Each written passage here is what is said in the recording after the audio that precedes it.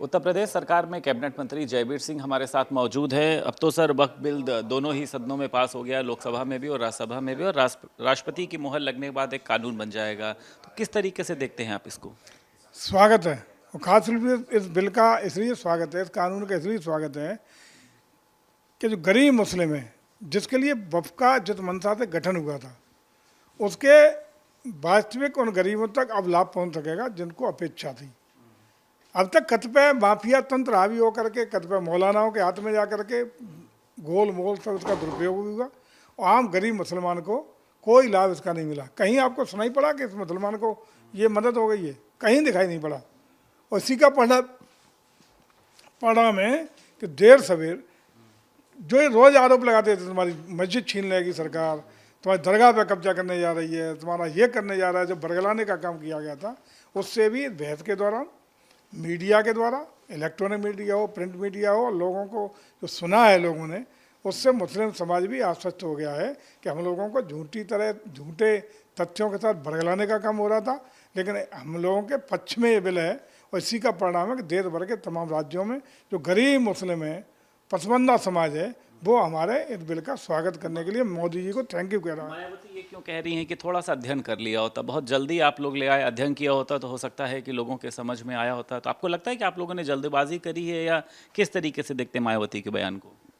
देखिए, मायावती जी को शायद याद नहीं रहा होगा, 2024 में पार्लियामेंट में प्रस्तुत हुआ था और जगदम्बिका पाल जी की अध्यक्षता में कमेटी बना करके इसको भेजा गया और सारे राज्यों में सारे राजनीतिक दलों के साथ उसका पूरा अध्ययन किया गया, सुझाव लिए गए और विभिन्न सुझाव जो मिले पूरे देश में, चाहे पार्टियों के द्वारा या विभिन्न डेलीगेशंस के द्वारा, विभिन्न संस्थाओं के द्वारा, विभिन्न समाज सेवियों के द्वारा, या उन पर चिंतन करके मंथन करके जो सुझाव संशोधन योग्य थे उनको शामिल करते हुए उससे संशोधन भी किए गए हैं। उसके बाद ही प्रस्तुत होकर के बिल ये प्रस्तुत हुआ है और कानून बनने जा रहा है। सुप्रीम कोर्ट जाने की योजना बना रही, चाहे कांग्रेस की बात करी जाए या अन्य जो कुछ मुस्लिम जो लीग के लोग हैं, तो आपको लगता है वो लोग इसको रोक पाएंगे, या फिर एक साजिश नाकाम होगी, या फिर दिखाने के लिए मुसलमानों को कि हम आपके हितैषी हैं? देखो, दो कारण हैं। एक तो उन्हें दिखाना है कि हम बहुत बड़े हितैषी हैं, उछल कूद कर रहे हैं। परिणाम उन्हें भी पता है कि सुप्रीम कोर्ट में परिणाम क्या होना है। 370 जब खत्म हुई थी तब भी ये सुप्रीम कोर्ट सारे लोग गए थे, क्या असर हुआ?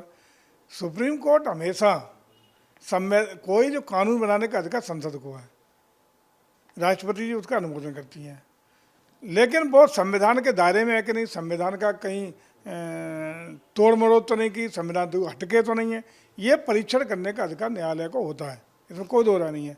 लेकिन ये बिल आया है, ये पहले जो बिल पारित हुए हैं जिस पर ये जा चुके हैं और सुप्रीम कोर्ट ने इनकी सारी रिटें खारिज की हैं, वो सब इसका परिणाम है कि हमारी सरकार लोक हित में, जनहित में, राष्ट्र हित में जो भी कानून बनाती है वो संवैधानिक दायरे में बनाती है, राष्ट्र हित के लिए बनाती है, जन जन के लिए बनाती है। और ये कानून भी गरीब मुसलमानों के हितों में है, उनके पक्ष में है और उनके भविष्य को सुरक्षित करने के लिए है। लगातार मंत्री जी ये चल रहा था कि नवरात्रि के बाद मंत्रिमंडल विस्तार होगा, अब ये चल रहा है कि मंत्रिमंडल विस्तार होगा, भाजपा प्रदेश अध्यक्ष के नाम की भी घोषणा होगी, लेकिन जो आपके सहयोगी दल हैं, देखिए राष्ट्रीय लोक दल, उनकी तरफ से दावा पेश किया जा रहा है कि एक हमारे में से मंत्री जो है वो और बनाया जाना चाहिए। आप लोग विचार करेंगे इस पर?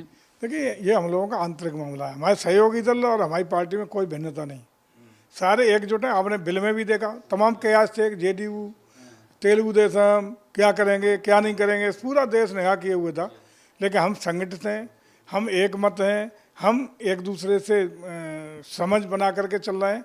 और इसी तरह हम लोग उत्तर प्रदेश में भी जो भी सहयोगी दल हैं, हम लोगों के बीच कोई मतभेद नहीं है। सारे हमारे सहयोगी दल, हम लोग एनडीए गठबंधन है, एनडीए गठबंधन पूरी एकजुटता के साथ सारे निर्णय लेता है।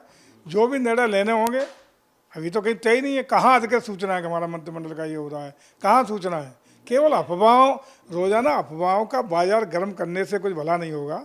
जो भी निर्णय होगा, हम लोग आंतरिक है, हमारा पार्टी का शीर्ष नेतृत्व तय करता है और उस पर भी हमारा एनडीए गठबंधन के लोग मिलजुल के तय कर लेते हैं। एक परिवार है और परिवार में कहीं कोई मत भिन्नता नहीं, कोई टकराव नहीं, कहीं कोई सामंजस्य में कमी नहीं।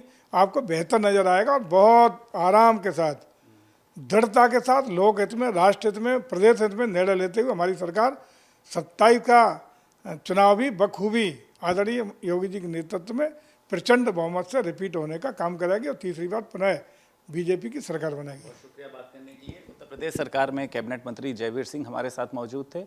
लखनऊ से वीडियो जर्नलिस्ट अमरीश के साथ संदीप खेर, भारत समाचार।